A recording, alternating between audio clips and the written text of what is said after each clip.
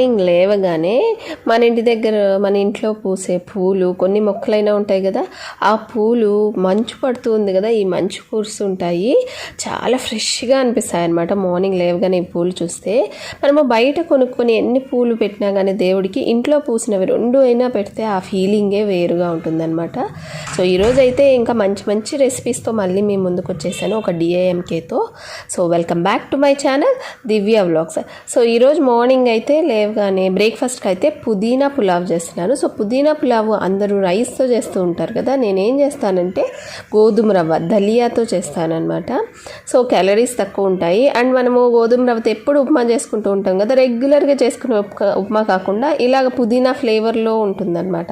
చాలా బాగుంటుంది, చాలా ఫిల్లింగ్గా ఉంటుంది, ఫైబర్ ఎక్కువ ఉంటుంది కదా దలియాలో. సో షుగర్స్ అలాంటివి రేస్ అవ్వకుండా ఉంటాయి, వెయిట్ లాస్కి కూడా యూజ్ అవుతుంది. సో దీనికోసం ఏం లేదు, మనము ఉప్మా లాగే పోపు పెట్టేసుకొని దాంట్లో వచ్చేసి అల్లం వెల్లుల్లి పచ్చిమిర్చి అలాగే పుదీనా కొత్తిమీర పేస్ట్ని కూడా యాడ్ చేసుకోవాలి. వెజిటేబుల్స్ మన ఆప్షన్, మన దగ్గర ఉన్నవి యాడ్ చేసుకొని ఈ పేస్ట్ని కొంచెం వాట్ చేసుకొని రవ్వని మనకి ఎంత క్వాంటిటీ కావాలో అంత తీసుకొని ఒక గ్లాస్ రవ్వకి 2.5 గ్లాసులు అయితే వాటర్ వేసేసి కుక్కర్ లిడ్ క్లోజ్ చేసేసుకొని ఒక 2 విజిల్స్ 3 విజిల్స్ రానిస్తే సరిపోతుంది. లిడ్ ఓపెన్ చేశాక 1 స్పూన్ నెయ్యి వేసుకున్నామంటే వేడిగా గోధుమ రవ్వతో పుదీనా పులావ్ అయితే రెడీ అయిపోతుంది. ఈ వీడియో డీటెయిల్డ్గా నేను ఆల్రెడీ అప్లోడ్ చేశాను, లింక్ అయితే డిస్క్రిప్షన్లో ఇస్తాను, చెక్ చేయండి. సో ఆఫ్టర్నూన్ లంచ్కి అయితే నూనెంకాయ చేశాను అనమాట. ఇది నెల్లూరు స్పెషల్ నూనెంకాయ. సో నెల్లూరులో మ్యాక్సిమం మా అత్తమ్మ వాళ్ళు కానీ అమ్మ వాళ్ళు కానీ నూనెంకాయ ఇలాగే చేశారు, ఇలాగే నేర్పించారనమాట నాకు. సో అథెంటిక్ రెసిపీ ఇది, నేను ఏం చేంజెస్ చేయలేదు దీంట్లో. సో దీనికి కావాల్సినవి ఏంటంటే ధనియాలు, మినప్పప్పు, 4-5 పచ్చిమిరపకాయలు, పచ్చెనపప్పు, పచ్చి కొబ్బరి, అలాగే ఇంగువ అనమాట. సో అన్నీ ఉరామరిగ్గా చెప్తూ ఉంటారు. 1 టేబుల్ స్పూన్ 1.5 టేబుల్ స్పూన్ అలాగా తీసుకుంటే సరిపోతుంది. ప్యాన్లో ఆయిల్ వేసేసుకొని అందులో కొంచెం ఇంగువ వేసుకొని ఇక ధనియాలు, మినపప్పు, పచ్చెనపప్పు అలాగే ఎండుమిరపకాయలు ఒక 6 ఎండుమిరపకాయలు అయితే సరిపోతుంది స్పైసీనెస్.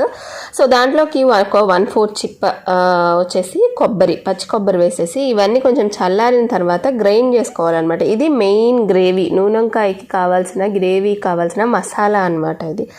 సో ఇది ఇలా గ్రైండ్ చేసుకొని ఒక చిన్న నిమ్మకాయ సైజ్ అంతా చింతపండునైతే నానబెట్టుకొని ఉండాలి ఈ ప్రాసెస్ అంతా స్టార్ట్ చేసే ముందు.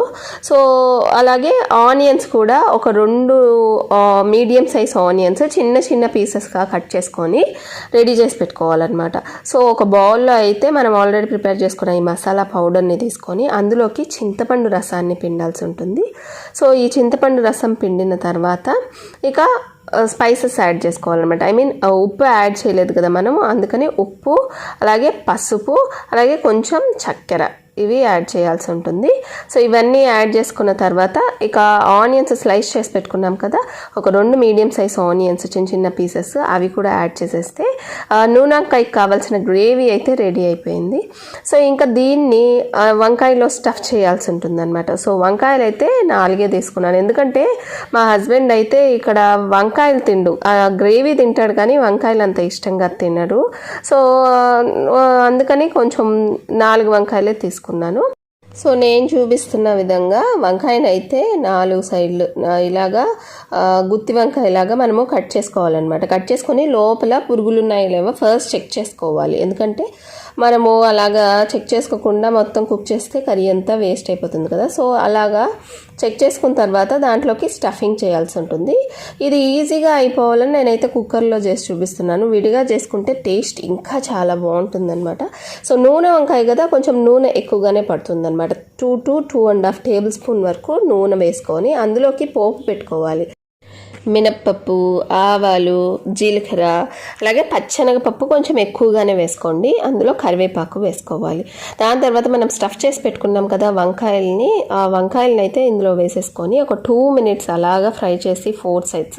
ఇంకా ఆల్రెడీ మసాలా మిగిలిపోయిన మసాలా ఉంటుంది కదా, ఆ మసాలా మొత్తం ఇందులో యాడ్ చేసుకొని కన్సిస్టెన్సీ చూసుకొని అడ్జస్ట్ చేసుకోవాలన్నమాట. కుక్కర్లో ఒక్కొక్కసారి అడుగంటే ప్రమాదం కూడా ఉంటుంది కాబట్టి మనం ఏం చేయాలంటే కన్సిస్టెన్సీ కొంచెం చూసుకొని అడ్జస్ట్ చేసుకోవాలి. అండ్ అలాగే ఆయిల్ కూడా 2.5 టేబుల్ స్పూన్ వరకు వేయండి, లేకపోతే అడుగు అంటేస్తుంది అనమాట. సో కొంచెం వాటర్ యాడ్ చేశాను. తర్వాత ఇక విజిల్ పెట్టేసేసి, వంకాయలు కాబట్టి జస్ట్ ఒక్క విజిల్ వచ్చినా సరిపోతుంది, ఉడికిపోతాయి. సో ఒక విజిల్ వచ్చిన తర్వాత ఓపెన్ చేసి చూస్తే ఇలా ఉందన్నమాట. నూనె అంతా పైకి తేలిపోయి పర్ఫెక్ట్గా రెడీ అయిపోయింది నూనె వంకాయ. ఇదైతే వడియాలు వేసుకొని నూనె వంకాయ కానీ తింటూ ఉంటే చాలా బాగుంటుంది. ఈ నూనె వంకాయకి కాంబినేషన్గా అయితే నేను ఈరోజు దోసకాయ అలాగే టమాటా ఇవి 2 యూజ్ చేసి అయితే పచ్చడి చేస్తూ ఉన్నాను. చాలా బాగుంటుంది. సో ఈ దోసకాయ టమాటా రోటి పచ్చడికి అయితే ఫస్ట్ అయితే దోసకాయని మొత్తం దోసకాయని అయితే యూజ్ చేయట్లేదు, 3/4 దోసకాయ వరకు యూజ్ చేస్తూ ఉన్నాను అనమాట. సో దీనికి మధ్యలో ఉన్న గింజలన్నీ తీసేసుకోవాలి. ఈ మధ్య దోసకాయలకి పైన గ్రీన్ కలర్ చారలు వచ్చినవి చాలా కాయలు అయితే మార్కెట్లో నేను చూస్తూ ఉన్నాను. అవి మాత్రం చాలా వరకు నాకు చేదొచ్చేస్తున్నాయి తీసుకొని వస్తే. అందుకే నేను ఏం చేస్తున్నానంటే కొంచెం రెడ్డిష్ ఎల్లోయిష్ రెడ్ కలర్గా ఉండేవే నేను ప్రిఫర్ చేస్తున్నాను దోసకాయలు. అప్పుడైతే అవి చేదు రావట్లేదు. సో మనం కట్ చేసుకోగానే ఫస్ట్ చేదు చెక్ చేసుకోవాలి. దాని తర్వాత ఇక గింజలు తీసేసి ఇలా చిన్న చిన్న పీసెస్గా కట్ చేసుకొని పక్కన పెట్టేసుకున్నాను. అండ్ టమాటాస్ కూడా యాడ్ చేస్తున్నాను కదా, 2 చిన్న టమాటాస్ యాడ్ చేస్తున్నాను. ఎందుకంటే దోసకాయలో ఆల్రెడీ పులుపు ఉంటుంది, ఇంకా టమాటాస్ ఎక్కువ వేస్తే ఇంకా పుల్లగా అయిపోతుంది కాబట్టి. సో ఈ క్వాంటిటీకి అయితే ఒక 5 నుండి 6 వరకు పచ్చిమిరపకాయలు యాడ్ చేస్తున్నాను. పచ్చిమిరపకాయలు ఇలాగా హాఫ్ చేసుకుంటున్నాను అనమాట. ఎందుకంటే ఆయిల్లో ఫ్రై చేసేటప్పుడు ఫుల్ పచ్చిమిరపకాయ అలాగే వేసేస్తే ఎగురుతూ ఉన్నాయన్నమాట. అందుకనే ఇలాగా కట్ చేసుకుంటే మన మీద ఎగిరి చిందకుండా ఉంటుంది పచ్చిమిరపకాయ. సో ఆయిల్లో కొంచెం అయితే జీలకర్ర వేసేసుకొని, అలాగే మనం ఆల్రెడీ కట్ చేసి పెట్టుకున్నాం కదా పచ్చిమిరపకాయలు, ఈ పచ్చిమిరపకాయలని కూడా వేసి ఫ్రై చేసుకోవాలి. తర్వాత టమాటాస్ 2 టమాటాస్ కట్ చేసి పెట్టుకున్నాం కదా, సో ఆ టమాటాస్ని కూడా మనము బాగా మగ్గించాలన్నమాట. స్కిన్ సపరేట్ అయిపోవాలి, అప్పుడు బాగుంటుంది మనకి టేస్ట్. సో ఈ ప్రాసెస్ అంతా అయ్యే లోపల చింతపండు కూడా పెట్టుకోవాలన్నమాట. అంటే దోసకాయ కదా, చింతపండు ఎందుకు ఆల్రెడీ పుల్లగా ఉంటుందని అనుకోవచ్చు, కానీ చింతపండు పడందే ఈ రోటి పచ్చడిలోకి టేస్టే అంతగా రావట్లేదు. సో ఇలాగా మగ్గించుకున్న తర్వాత ఈ పచ్చిమిరపకాయలు అలాగే టమాటాలు, కొంచెం పసుపు, అలాగే ఉప్పు, చింతపండు ఇవన్నీ యాడ్ చేసుకొని చల్లార్చుకోవాలి. చల్లార్చుకున్న తర్వాత బాగా గ్రైండ్ చేసుకోవాలన్నమాట. ఇవి గ్రైండ్ చేసుకున్న తర్వాత ఇంకా దోసకాయ ఉంది కదా, దోసకాయ వేసేసుకోవాలి. సో దోసకాయని వచ్చేసి ఫుల్ దోసకాయని మనము కట్ చేసుకున్న క్వాంటిటీలో హాఫ్ క్వాంటిటీయే ఫస్ట్ మిక్సీ జార్లో వేసుకొని బాగా గ్రైండ్ చేసుకోండి. తర్వాత మిగతా హాఫ్ క్వాంటిటీ ఉంది కదా, సో ఆ హాఫ్ క్వాంటిటీ వచ్చి జస్ట్ పల్స్ ఇచ్చేసేసి ఒక 2 సార్లు పల్స్ ఇచ్చేసి తీసేసేయండి. అప్పుడు మనకి కొంచెం దోసకాయ ముక్క తగులుతూ రోట్లో దంచుకుంటే ఎలా ఉంటుంది అలా ఉంటుందన్నమాట. టేస్ట్ బాగా మొత్తం మషీగా అయిపోతే కూడా ఈ టేస్ట్ అనేది దోసకాయ పచ్చడి అంత బాగోదు. సో ఇలాగా నేను చెప్పినట్టు హాఫ్గా డివైడ్ చేసుకొని హాఫ్ ఇలా గ్రైండ్ చేసుకోండి. సో ఇలాగా మొత్తం గ్రైండ్ చేసుకున్నాక ఇంకా డిష్ అవుట్ చేసుకొని ఇంకా పోపు పెట్టేసుకోవాలన్నమాట. పోపు పెట్టుకున్నా బాగుంటుంది, పెట్టుకోకపోయినా కానీ చాలా బాగుంటుంది. సో కొంచెం ఆవాలు, జీలకర్ర, అలాగే మినపప్పు, పచ్చెనపప్పు, కొంచెం కరివేపాకు ఇవన్నీ వేసేసి యాడ్ చేసి పోపు పెట్టేసుకున్నాను. సో సూపర్గా ఉన్నిందనమాట పచ్చడి. ఎంతైనా మన తెలుగువారికి ఆ భోజనంలో కొంచెమైనా పచ్చడన్నం ఉంటే కానీ ఆ భోజనం తిన్నట్లు ఉండదన్నమాట. అంత ఇష్టంగా ఉంటుంది తెలుగు వాళ్ళకి అందరికీ పచ్చళ్ళు. నేనైతే బెంగళూరులో చదువుకునేటప్పుడైతే అన్ని స్టేట్స్ నుంచి చాలామంది స్టూడెంట్స్ వచ్చి అక్కడ చదువుతూ ఉంటారు. కానీ మనం ఎప్పుడైతే లంచ్కి వెళ్తామో తెలుగు వాళ్ళు మాత్రం ఖచ్చితంగా ఒక పిక్కల్ డబ్బానైతే ఇంటికాడ నుంచి తెచ్చుకొని తింటూ ఉంటారనమాట. అంత ఇష్టం మనకి. సో ఇలా నా లంచ్ అయితే కీరా సాలెడ్, నూనె వంకాయ, దోసకాయ రోటి పచ్చడి, అన్నము, అలాగా లంచ్ అయితే తీసేసుకున్నాను. సో ఈరోజు వచ్చేసి రుపిన్కి కొంచెం జలుబు చేసిందనమాట.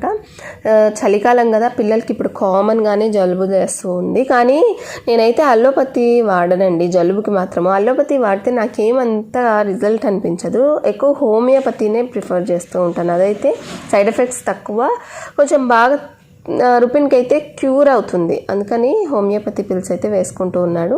సో ఇలాగ డిన్నర్కి అయితే నేను రేగిపళ్ళు వస్తున్నాయి కదా ఇప్పుడు, ఈ పెద్ద రేగిపళ్ళు, ఈ రేగిపండ్లు అలాగే కొన్ని తెల్ల శనగలు అయితే కుక్ చేసుకున్నాను.